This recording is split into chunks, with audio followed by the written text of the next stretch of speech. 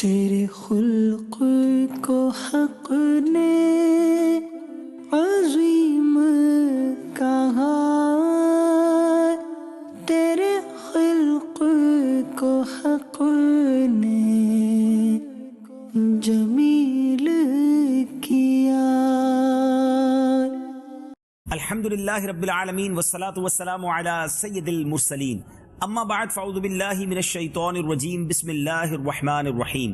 الصلاة والسلام علیک یا رسول اللہ وعلی آلک واصحابک یا حبیب اللہ، الصلاة والسلام علیک یا نبی اللہ وعلی آلک واصحابک یا نور اللہ۔ ناظرین، ایک بار پھر پروگرام رسول عربی لے کر حاضر ہے۔ سبحان اللہ، نبی پاک علیہ الصلوۃ والسلام کا ذکر خیر ہو تو کیوں نہ دلوں کی کلیاں کھل اٹھیں۔ نبی پاک کی ولادت کے وقت کے شاندار واقعات سنیں گے، کیونکہ اس رات جس ہستی نے دنیا میں قدم رنجا فرمایا، اس کے بعد اس عالم کا رنگ ہی بدل گیا۔ اس لیے آج ہمارے پروگرام کا ٹاپک ہے عالم نے رنگ بدلا، صبح شب ولادت۔ نبی پاک علیہ الصلوۃ والسلام کی ولادت باسعادت 12 ربیع الاول پیر کے دن، اور عیسوی سال تھا 571 سن عیسوی، اور یہ 20 اپریل بنتی ہے۔ تاریخ عالم میں یہ وہ نرالا اور عظمت والا دن ہے کہ اسی روز عالم ہستی کے ایجاد کا باعث، گردش لیل و نہار کا مطلوب، خلق آدم کا رمز، کشتی نوح کی حفاظت کا راز، بانی کعبہ کی دعا، ابن مریم کی بشارت کا ظہور ہوا۔ کائنات وجود کے الجھے ہوئے گیسوؤں کو سنوارنے والا، تمام جہاں کے بگڑے نظاموں کو سدھارنے والا، یعنی وہ نبیوں میں رحمت لقب پانے والا، مراد غریبوں کی بر لانے والا، مصیبت میں غیروں کے کام آنے والا، وہ اپنے پرائے کا غم کھانے والا، فقیروں کا ماوا، ضعیفوں کا ملجا، یتیموں کا والی، غلاموں کا مولا، سند الاصفیاء، اشرف الانبیاء، احمد مجتبی، جناب محمد مصطفیٰ صلی اللہ تعالی علیہ وسلم عالم وجود میں رونق افروز ہوئے، اور پاکیزہ بدن، ناف بریدہ، ختنہ کیے ہوئے، خوشبوؤں میں بسے ہوئے، بحالت سجدہ مکہ مکرمہ کے مقدس سرزمین میں اپنے والد ماجد کے مکان کے اندر پیدا ہوئے۔ والد تو دنیا میں تھے نہیں جو بلائے جاتے اور اپنے نونہال کو دیکھ کر خوب نہال ہوتے، وہ تو پہلے ہی دنیا سے پردہ فرما چکے تھے۔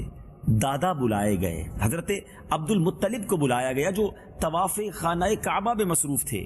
یہ خوشخبری سن کر آپ کے دادا حضرت عبد المطلب خوش حرم کعبہ سے گھر تشریف لائے، والہانہ جوش محبت میں اپنے پوتے کو اپنے سینے سے لگایا، پھر کعبے میں لے جا کر خیر و برکت کی دعا مانگی اور محمد نام رکھا۔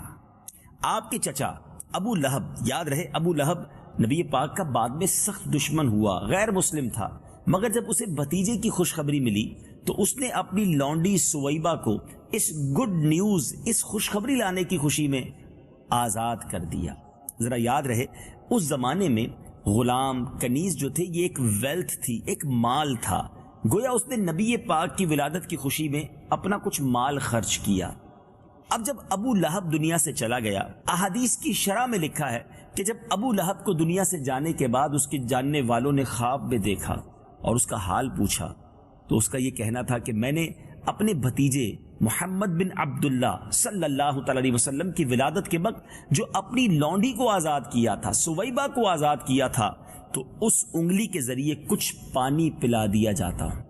ذرا غور کیجئے ناظرین، ابو لہب وہ ہے ناظرین جس کی مذمت میں قرآن پاک کی ایک پوری سورت موجود ہے، تبت یدا ابی لہب، یعنی ابو لہب نبی پاک کا سخت دشمن تھا، مگر پیارے آقا کی ولادت کے وقت کچھ مال خرچ کیا، کچھ خوشی منائی، تو اسے کچھ نہ کچھ ریلیف، کچھ نہ کچھ عذاب میں تخفیف دی جاتی ہے۔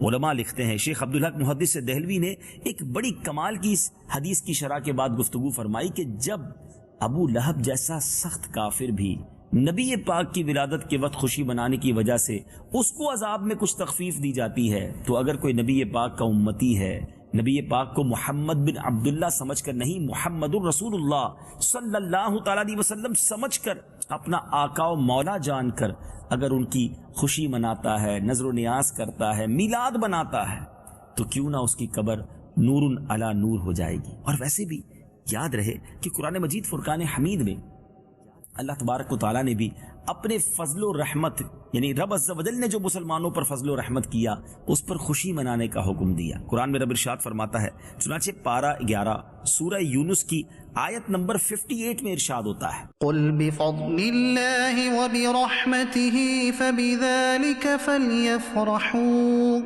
هو خیر مما یجمعون۔ تم فرماؤ اللہ ہی کے فضل اور اسی کی رحمت اور اسی پر چاہیے کہ خوشی کریں، وہ ان کے سب دھن دولت سے بہتر ہے۔ جی ناظرین، آپ نے تلاوت قرآن مجید سنی، اس کا ترجمہ بھی سنا، ایک بار پھر سن لیجئے۔ تم فرماؤ اللہ ہی کے فضل اور اسی کی رحمت اور اسی پر چاہیے کہ خوشی کریں، وہ ان کے سب دھن دولت سے بہتر ہے۔ تو اللہ کا فضل جب ہو جائے، رب کی رحمت ہو، تو اس پر خوشی کرنے کا حکم تو قرآن دے رہا ہے۔ ہو سکتا ہے کسی کے ذہن میں یہ سوال ہو کہ ٹھیک ہے اللہ کے فضل اور رحمت پر خوشی منانی چاہیے، تو نبی پاک علیہ الصلوۃ والسلام کی ولادت پر خوشی منانا یہ کہاں سے ثابت ہوا؟ آئیے قرآن ہی سے پوچھ لیتے ہیں کہ اللہ کے پاک کلام ہمیں بتائیے کہ کیا نبی پاک علیہ الصلوۃ والسلام بھی اللہ کی رحمت ہے؟ تو قرآن ہی سے جواب آتا ہے کہ نبی پاک تو سارے جہانوں کے لیے رحمت بنا کر بھیجے گئے۔ آئیے قرآن شریف سنتے ہیں، وَمَا أَرْسَلْنَاكَ إِلَّا رَحْمَةً لِّلْعَالَمِينَ، اور ہم نے تمہیں نہ بھیجا مگر رحمت سارے جہان کے لیے۔ آقا تو سب سے بڑی رحمت ہے، سارے جہان کے لیے رحمت ہے۔ بہرحال نبی پاک کے چاہنے والے صدیوں سے ان کا میلاد مناتے آتے ہیں، اور آج بھی آل اراؤنڈ دا ورلڈ سب سے زیادہ مسلمان جس تہوار میں خوشی مناتے ہیں وہ نبی پاک کا میلاد ہی ہے، اور نبی پاک سے اپنی محبتوں عقیدتوں کا اظہار کیا جاتا ہے۔ اب نبی پاک علیہ الصلوۃ والسلام کے کچھ بچپن کے واقعات سنتے ہیں۔ سب سے پہلے نبی پاک علیہ الصلوۃ والسلام نے ابو لہب کی جو لونڈی تھی سویبہ، حضرت سویبہ کا دودھ نوش فرمایا، پھر اپنی والدہ ماجدہ بی بی آمنہ کے دودھ سے بھی سیراب ہوتے رہے، پھر حضرت حلیمہ سعدیہ رضی اللہ تعالی عنہا کی قسمت کا ستارہ چمکا اور وہ اپنے قبیلے میں ان کو اپنے ساتھ لے گئیں اور اپنا دودھ پلاتی رہیں، اور انہی کے پاس نبی پاک علیہ الصلوۃ والسلام کے دودھ پلانے کا زمانہ گزرا۔ عرب کے لوگوں میں ایک دستور تھا ناظرین کہ وہ اپنے بچوں کو ایک اچھی نشو نما کے لیے، تازہ آب و ہوا کے لیے گاؤں میں بھیج دیا کرتے تھے، ولیجز میں بھیج دیا کرتے تھے، جہاں ان کو دودھ پلانے والی دائیاں بھی ہوتی تھیں۔ اس سے ان کی زبان بھی بڑی فصیح عربی ہو جاتی، کیونکہ آج بھی جو بگ سٹیز ہیں، جس کو آپ یوں کہیے کہ کاسموپولیٹن سٹیز ہوتی ہیں، جس میں دنیا بھر کے لوگ آ جاتے ہیں رہنے کے لیے، مختلف زبانوں کے لوگ رہتے ہیں، تو جو اوریجنل لینگویج ہے وہ ڈسٹرب ہو جاتی ہے، لیکن ایگزیکٹلی جو گاؤں ہوتے ہیں، دیہات ہوتے ہیں، وہاں جو زبان ہوتی ہے وہ بڑی خالص رہتی ہے۔ امید ہے آپ اشارہ سمجھ گئے ہوں گے۔ تو عرب کے لوگوں کا بھی یہ دستور تھا، اور ان کو اپنی عربی سے بڑا پیار ہے، تو وہ چاہتے تھے کہ ہمارے بچے جو ہیں وہ گاؤں میں کچھ بچپن کا وقت گزاریں، تاکہ ان کی جو اسٹارٹنگ ہے، ایک تو آب و ہوا بھی اچھی ہو، پرفضا مقام بھی ہو، اور زبان بھی فصیح رہے۔ تو یہ عرب کے لوگوں کا دستور تھا۔ اب بی بی حلیمہ سعدیہ رضی اللہ تعالیٰ عنہ کا ماجرا بڑا عجیب تھا۔ آپ فرماتی ہیں ہمارے گھر میں قحط تھا، میں خود بھی بڑی لاغر تھی، کھانے پینے کو کچھ تھا نہیں، میرے اپنے جسم میں بھی دودھ کی بڑی کمی تھی، اور میں بڑی پریشانی کے عالم میں مکہ مکرمہ جب اور دائیاں بچوں کو لینے آئیں تو میں بھی ان کے ساتھ آئی، مگر میری حالت دیکھ کر، کمزوری دیکھ کر مجھے کسی نے اپنا بچہ نہ دیا۔ ایک بڑے نورانی چہرے والے بچے کو میں نے دیکھا، میں نے سوچا خالی ہاتھ جانے سے بہتر ہے میں ہی اس نورانی چہرے والے خوبصورت بچے کو لے جاتی ہوں، اور یہیں سے بی بی حلیمہ سعدیہ کی قسمت کا ستارہ چمک اٹھا۔ حالات کیسے تبدیل ہوئے ناظرین، اس سے بڑھ کر کیا بات ہوگی کہ آج 1450 سال کے قریب وقت گزر چکا ہے، آج بھی کتابوں میں بی بی حلیمہ سعدیہ کا نام جگمگا رہا ہے۔ جب جب نبی پاک کی بات ہوتی ہے بی بی حلیمہ سعدیہ کا ذکر ضرور ہوتا ہے۔ ایسا ذکر بلند ہو گیا نبی پاک کی اس خدمت کی صلاح میں، نبی پاک کی اس خدمت کی برکت سے۔ سبحان اللہ، وہ شاعر لکھتے ہیں نا، میرا نام کرے گا روشن دو جگ میں نام تمہارا۔ سبحان اللہ، نبی پاک کو جب وہ لے کر جاتی ہیں، اور اب جب انہوں نے نبی پاک علیہ الصلوۃ والسلام کو خیمے میں جا کر دودھ پلانا چاہا، خود بی بی حلیمہ سعدیہ فرماتی کہ میرے جسم میں دودھ کی فراوانی ہو گئی۔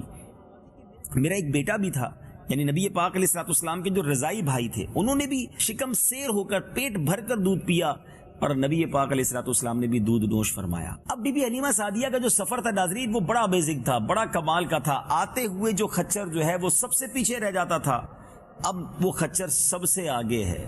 ساتھ والے لوگ کہتے ہیں حلیمہ کیا وہی خچر جس پہ تم آئی تھی؟ مگر اب برکات نبوت کا ظہور ہو رہا تھا۔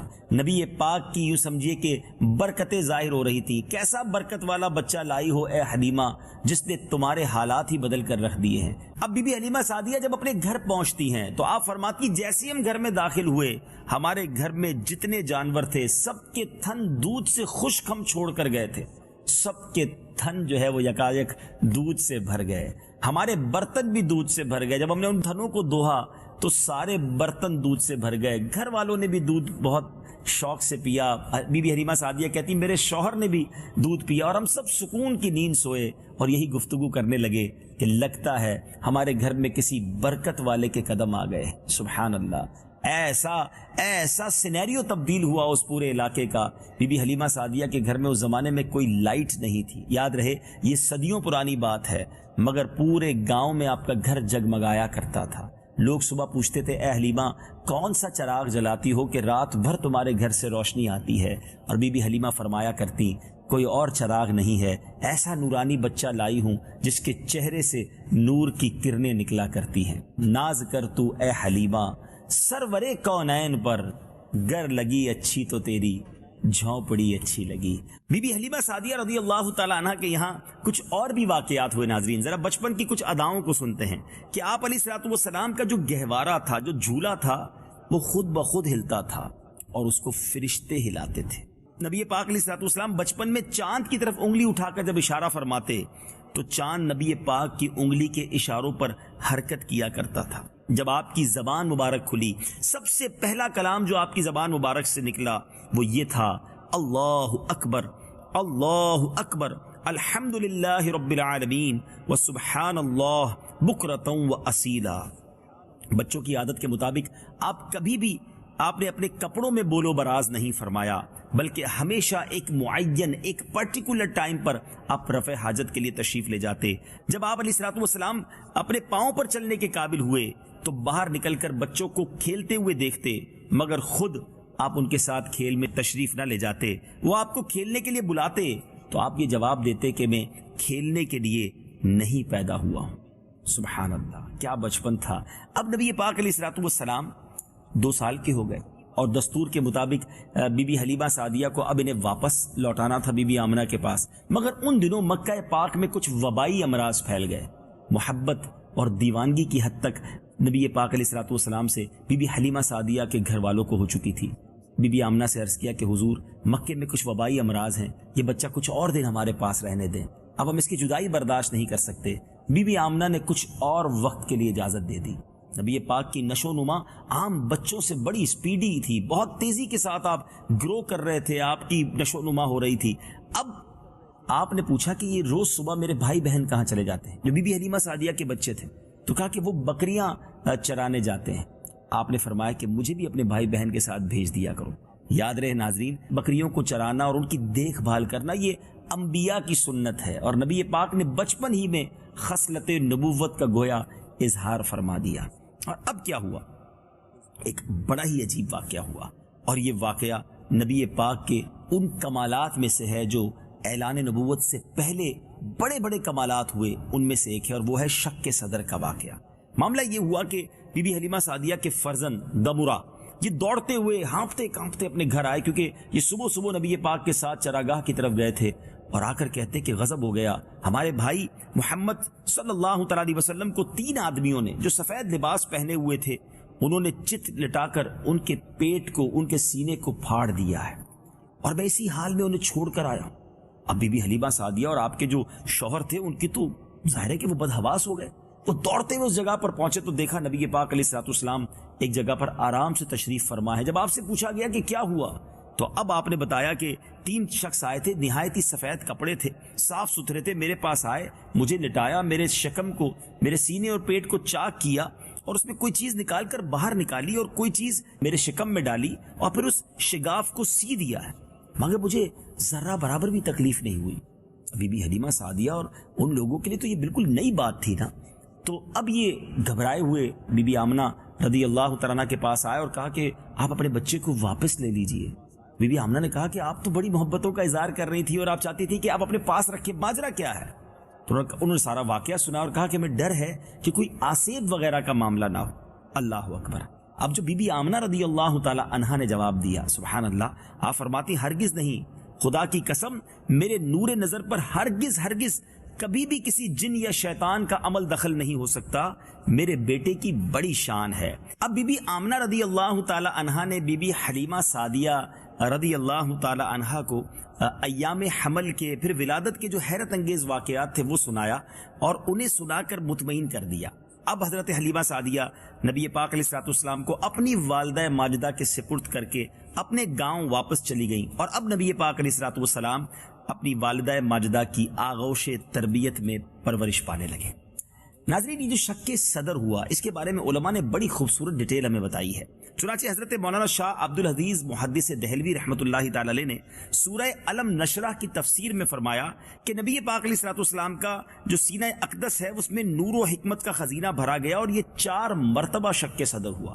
جی ہاں ناظرین، یہ بات ہمیں معلوم ہونی چاہیے کہ یہ جو نبی پاک کے ساتھ معاملہ سینہ چاک کر کے نور و حکمت کو جو بھرا گیا، یہ 4 بار ہوا۔ پہلی مرتبہ پیارے آقا علیہ السلام کے ساتھ جو یہ ہوا، یہ بی بی حلیمہ سعدیہ رضی اللہ تعالیٰ عنہ کے گھر ہوا، جس کا بھی ذکر ہوا۔ اس کی حکمت یہ تھی کہ نبی پاک ان وسوسوں اور خیالات سے محفوظ رہیں جن میں بچے مبتلا ہو کر کھیل کود اور شرارتوں کی طرف مائل ہو جاتے ہیں۔ دوسری بار شک صدر 12 برس کی عمر میں ہوا تاکہ جوانی کی جو پرآشوب شہوتوں کے خطرات ہیں اس سے آپ بے خوف ہو جائیں، سبحان اللہ۔ تیسری بار غار ہرا میں شک صدر ہوا کیونکہ اب نبی پاک علیہ السلام پر وحی کا نزول ہونا شروع ہو رہا تھا، اور آپ وحی الہی کے عظیم اور گراں بار بوجھ کو برداشت کر سکیں، اس لیے آپ کے سینے میں مزید نور اور حکمتوں کو داخل کیا گیا۔ اور چوتھی بار جو آپ کا شک صدر ہوا وہ شب معراج ہوا، کیونکہ اب دیدار الہی کا معاملہ تھا، اور اس اتنی وسعت اور صلاحیت پیدا کرنا مقصود تھی کہ آپ دیدار الہی کی تجلیوں اور کلام ربانی کی ہیبتوں اور عظمتوں کے متحمل ہو سکیں۔ سبحان اللہ، کیا بات ہے میرے آقا علیہ السلام کی کہ آپ کے سینے کو کس طرح حکمتوں اور نور سے بھرا گیا۔ سیدی اعلیٰ حضرت کیا خوبصورت بات لکھتے ہیں نا، آپ بڑی پیاری التجا کرتے ہیں، تو جو چاہے تو ابھی میل میرے دل کے دھلیں، تو جو چاہے تو ابھی میل میرے دل کے دھلیں، کہ خدا دل نہیں کرتا کبھی میلا تیرا۔ اللہ کریم نبی پاک علیہ السلام سے سچی محبت عطا فرمائے۔ آپ کی سیرت کی بھی کیا بات ہے، جتنا سنتے جائیں محبت میں مزید اضافہ ہوتا جاتا ہے۔ اللہ کرے کہ نبی پاک کی مبارک سیرت کو پڑھ کر ان کے نقش قدم پر چلنے کی ہم سب کوشش کریں۔ اگلے پروگرام میں پھر ملاقات ہوگی، نبی پاک علیہ السلام کی سیرت کے مختلف پہلوؤں کے بارے میں جاننے کی کوشش کریں گے، اور اس کے ذریعے اپنے سینوں میں عشق رسول کی شمع کو روشن کریں گے۔ دعاؤں میں یاد رکھیے گا، صلو علی الحبیب صلی اللہ تعالی علی محمد صلی اللہ علیہ وسلم۔ تیرے خلق کو حق نے عظیم کہا، تیرے خلق کو حق نے جمیل